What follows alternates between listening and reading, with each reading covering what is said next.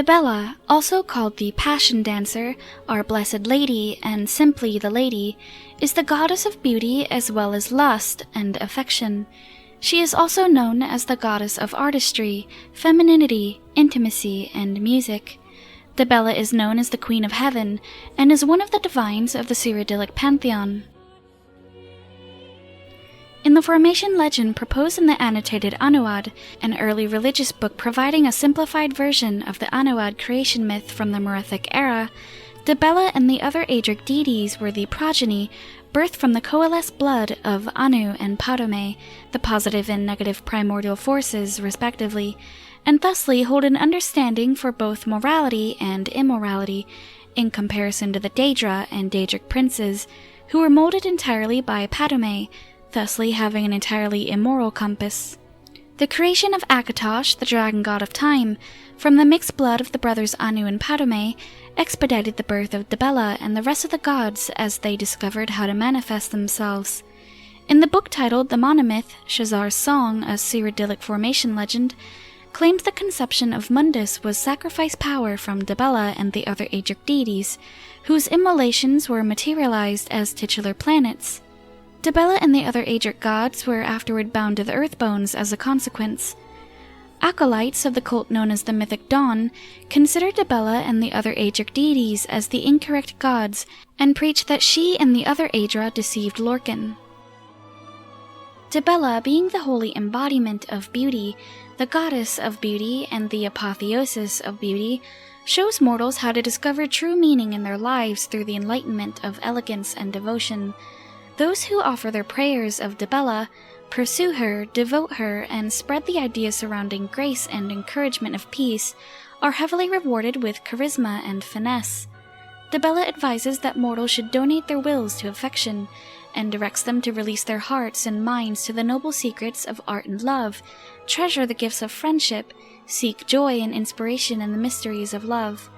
Dibella holds no restriction on the amount of lovers an individual may hold, but advises close attention and care on the matter of the quality of the love itself, rather than the quantity. Dibella illustrates that, no matter the seed, if the shoot is nurtured with love, will not the flower be beautiful, and sanctifies the affection of those which is pure and pristine.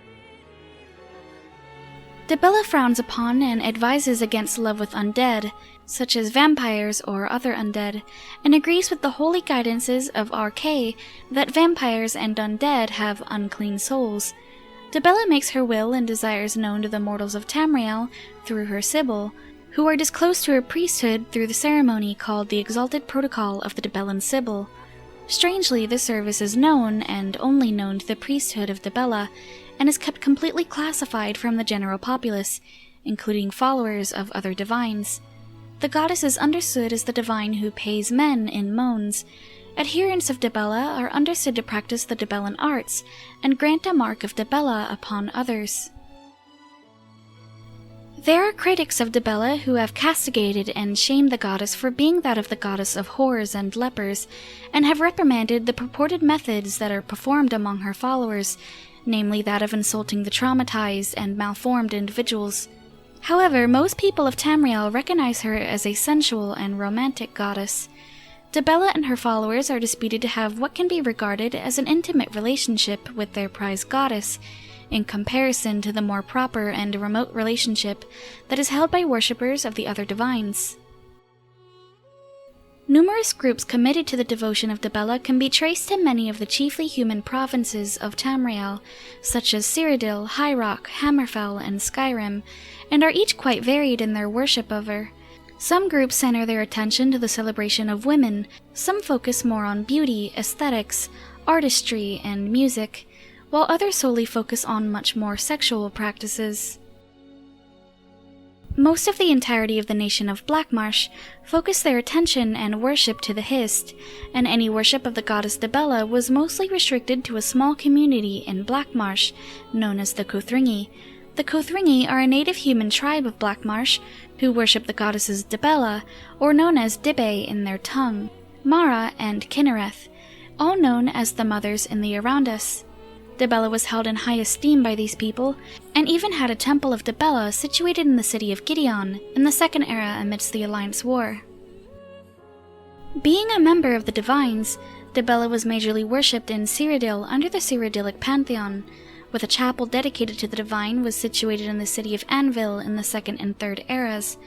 Pilgrims of the Nine Divines commenced their pilgrimage here. Prayers heard by Dibella within the chapel fortifies the personality of those with heard prayers through a magical effect known as Dibella's Kiss. In the Third Era 433, the chapel of Dibella in Anvil was horribly desecrated and profaned by Daedra known as Aurorans, who are in service to the Daedric Prince of Infinite Energies, Meridia. Many of the priests and visitors of the chapel were murdered in this onslaught. Within this time as well, way shrines consigned to the goddess were dotted throughout the province and countryside of Cyrodiil, and a rather large sculpture of Dibella was situated in the Arboretum district of the imperial city. Dibella is also the matron goddess of the territory of Tygonus, a region in Hammerfell, in the eastern part of the Alakir Desert, and is highly favored among Red Guard women. The Red Guards of Hammerfell are divided between the Crowns, the more traditional Red Guards, and the Forebears, the more metropolitan Red Guards.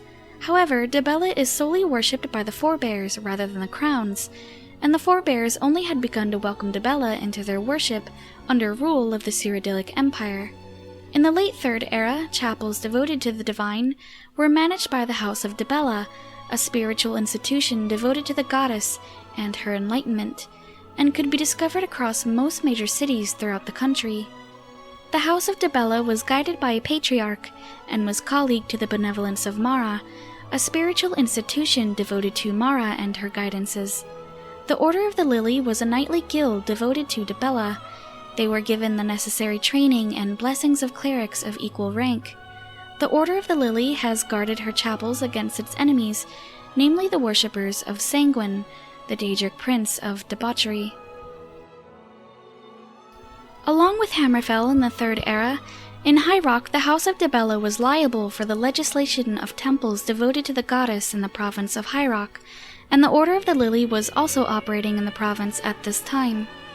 Dibella is the matron goddess of the territories of Coigria, a region along the northern bank of the Iliac Bay, and Menevia, a region in central High Rock.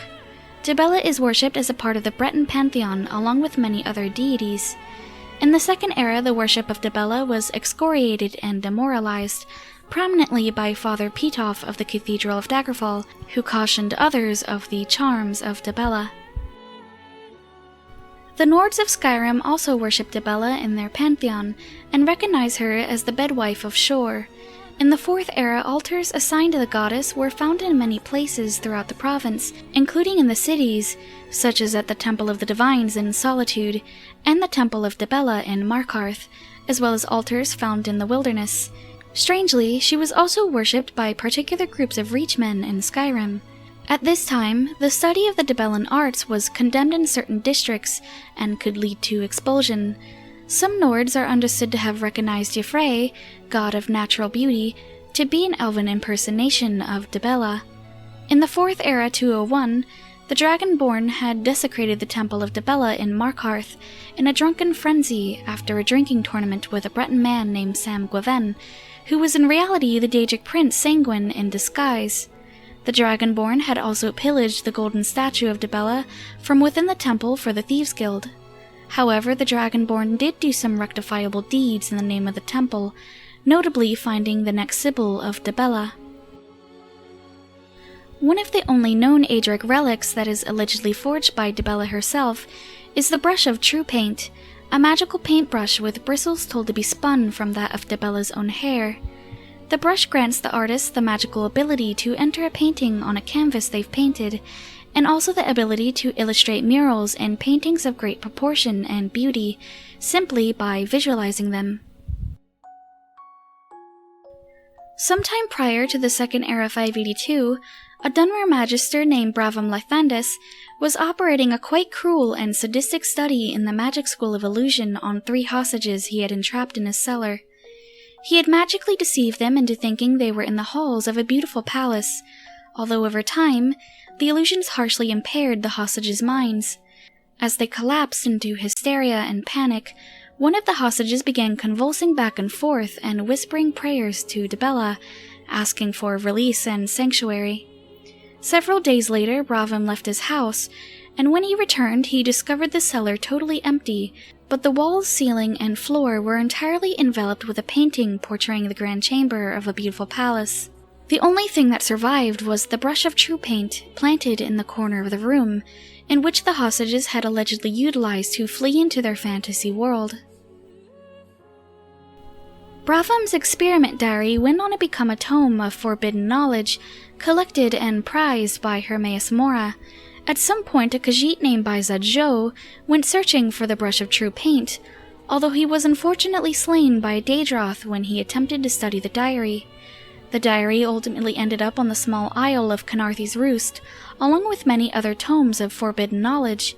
In the Second Era 582, Sybil Augustine Villian of Wayrest had obtained a mysterious letter concerning the whereabouts of the brush and how this relic could be collected.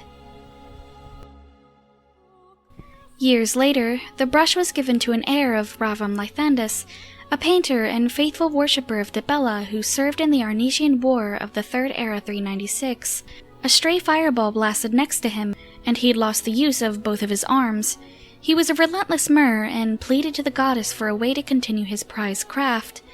When the Dunmer artisan passed, he left the brush to his son, who went on to become the acclaimed Wraith Lythandis of Shadenall. Wraith specialized in illustrating the great forest of Cyrodiil.